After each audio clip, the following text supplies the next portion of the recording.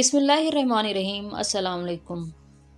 بنی اسرائیل میں ایک بہت نیک شخص تھا اور اس کا ایک لڑکا تھا، اور اس بزرگ کے پاس ایک گائے کی بچڑی کے سوا اور کوئی چیز نہ تھی۔ اس نے اس کو پکڑ کر اس کی گردن پر مہر لگا کر ابراہیم علیہ السلام، اسحاق علیہ السلام، اسماعیل علیہ السلام، یعقوب علیہ السلام اور یوسف علیہ السلام کو خدا کے حوالے کر دیا اور کہا کہ خدایا، میں اس کو اپنے بیٹے کے لیے تیرے پاس امانت چھوڑتا ہوں کہ جب میرا بیٹا بڑا ہو جائے تو یہ اس کے کام آئے۔ یہ کہہ کر اس نے گائے کو جنگل میں چھوڑ دیا۔ اس کے کچھ عرصے بعد وہ بزرگ انتقال فرما گئے اور یہ بچڑی اسی طرح جنگل میں چرتی اور درختوں کے پتوں سے پرورش پاتی رہی اور بسبب عنایت الہی درندوں وغیرہ کی آفت سے محفوظ رہتی۔ یہ لڑکا بھی اپنے والد کی طرح دن رات عبادت الہی میں مشغول رہتا۔ اس نے رات کے 3 حصے کر لیے تھے، ایک حصہ والدہ کی خدمت کے لیے، ایک حصہ عبادت کے لیے اور ایک حصہ سونے کے لیے۔ اور جب صبح ہوتی تو رسی اور کلہڑا لے کر جنگل جا کر وہاں سے لکڑیاں کاٹ کر لاتا اور بازار میں فروخت کر دیتا، اور ان لکڑیوں کی قیمت کے بھی 3 حصے کر دیتا، ایک حصہ اپنے لیے، ایک والدہ کے لیے اور ایک فقراء اور مسکین کے لیے تھا۔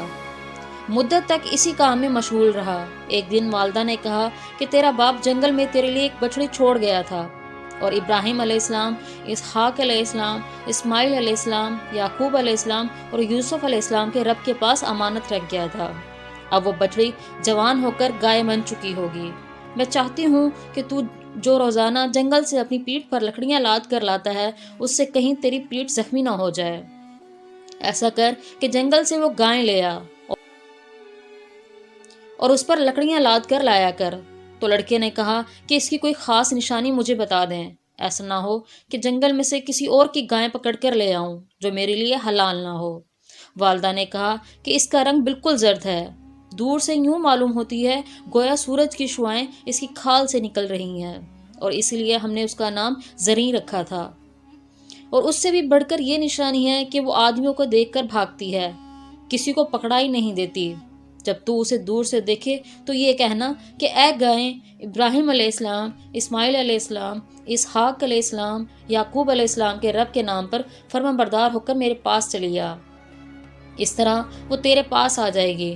اور یہ نصیحت بھی کی کہ اس پر سوار ہو کر نہ آنا، بلکہ اس کو پکڑ کر کھینچ کر لانا، کہیں ایسا نہ ہو کہ انسان کے استعمال سے اس کی برکت جاتی رہے۔ والدہ کے یہ ارشادات سن کر لڑکا جنگل کی طرف گیا اور گائے کو تلاش کر کے اس کو انہی الفاظ سے آواز دی۔ گائے اس کے پاس چلی گئی اور گائے نے کہا، اے نیک بخت نوجوان، تو مجھ پر سوار ہو جا تاکہ آسانی سے گھر پہنچ سکے، اس لیے کہ فاصلہ کافی ہے اور یہاں سے 1 دن کا سفر ہے تو تھک جائے گا۔ تو لڑکے نے کہا کہ میری والدہ نے تجھ پر سواری کا حکم نہیں دیا، بلکہ یہ کہا کہ اس کو کھینچ کر لانا، اس لیے میں تیری پیٹھ پر بیٹھنے سے معذور ہوں۔ گائے نے کہا، شاباش، میں تو تیری آزمائش کر رہی تھی، اگر تو مجھ پر سوار ہو جاتا تو میں تجھ کو اپنی پیٹھ پر ڈال کر بھاگ جاتی۔ میں تیری فرما بردار اس وجہ سے ہوں کہ تو اپنی والدہ کا فرما بردار ہے۔